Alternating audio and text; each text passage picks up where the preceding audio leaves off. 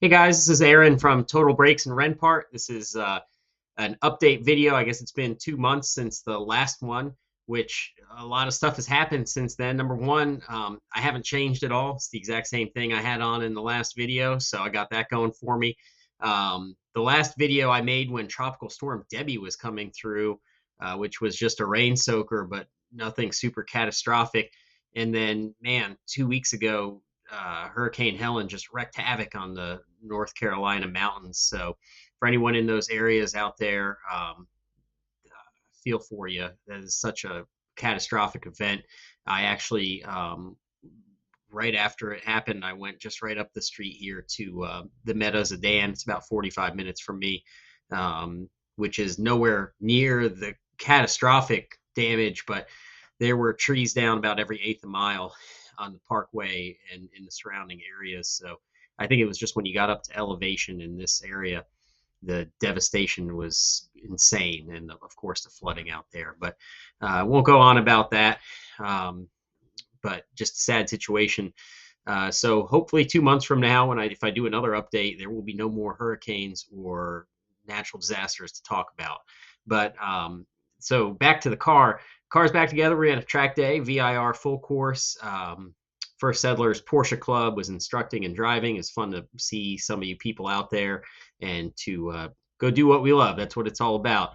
Was able to get the car down to a 207.5, which I was really impressed with, to be honest with you. This car is, on factory style shocks, Bilsteins with lowering springs and sway bars, but the open rear diff and factory all-wheel drive system. As you get to that level, I started to notice its limitations. It really probably needs the all-wheel drive deleted and a limited slip in the rear. So, no real surprises in getting the car fixed. I was able to, in the last video I mentioned, I got replacement body panels and was able to get those mounted up myself. The Carrera 4 tub is a bit stronger, especially in the front where the impact was, and there was no damage to the frame rails or anything up there. We're just pushing out the front tub here. It was really only dented in this corner where the third radiator bracket pushed back in. So a little bit of Porter Power action. We've reached Porter Power skill level 2.5. We've got a new kit here. One of our seals in our old kit broke. It's about a 20-year-old kit that we don't really use that often. So we had to improvise. We're gonna get that straightened, and then we're gonna straighten out the fender mount. The body shop was able to pull some of the dents on the quarter, and then of course work their magic, and they only painted the quarter panel, which is great. I really could have painted the whole car, to be quite honest, but I told them, I was like, look, let's just get this thing looking 8 out of 10. So I think it turns out great, and I can probably throw a buffer on the other panels and make it look really nice. But I'm not a cars and coffee kind of guy, so it looks good going 100 miles an hour down the front straightaway at VIR. That's good enough for me.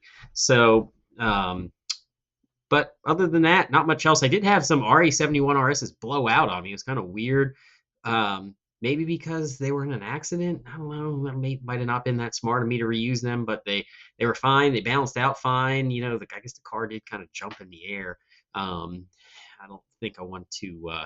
I can't really feel like I can blame Bridgestone on that. They didn't blow out. The sidewalls just puffed out, and it happened all at once. I was coming down the back straight. I had a passenger, so maybe the extra weight and the fact that I was pushing it. Pressures were normal. Those tires were bought new in June, so it's not like they were stored over the winter. Yeah, if you've had that issue, comment below. It's just kind of odd. It was a 285 on a 10-inch wide wheel, so maybe I need to go down to like a 265, which is probably what I should be running on those wheels. But always trying to get an edge and run a little bit of a wider tire. We did go from the Carbotech XP8 pads we had on the car for the hill climbs. I threw on some Ferodo DS3.12s, and to be honest with you, they could hold the heat better, but as far as braking ability, they were pretty close. I could look at the data and see the DS3.12 dipping a little more on the G meter, but from a feel standpoint, the first, I'd say 3-4 laps, hot laps with the Carbotech pads were about on par with the DS3.12s. It was just after the brakes built up enough heat that DS3.12s really shine. But I'm sure this technical jargon, if you want to talk about brakes, call me. I'll talk to you about brakes all day long, or Porsches, or anything really. Well, car related, please. So anyway, I'll quit blabbering here. I'll post a video of the lap, and I'll try to interject some pictures of the damage repair. I have a picture of it in the body shop getting a quarter painted, and also did some nice upgrades. I had the original seat backs painted and the center console painted because it was getting all chipped up. So I'd like to hear from you guys. We're coming into I'd say this is the prime fall season right now, where it's nice cool nights and moderately warm days, at least in the VIR area.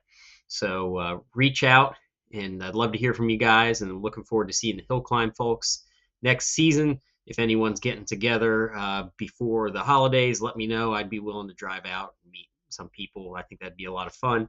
And of course, my HPDE friends and customers, I'll be seeing you at VIR with the several events we have coming up in the next couple of months. So that's about it. Here's the video. Enjoy.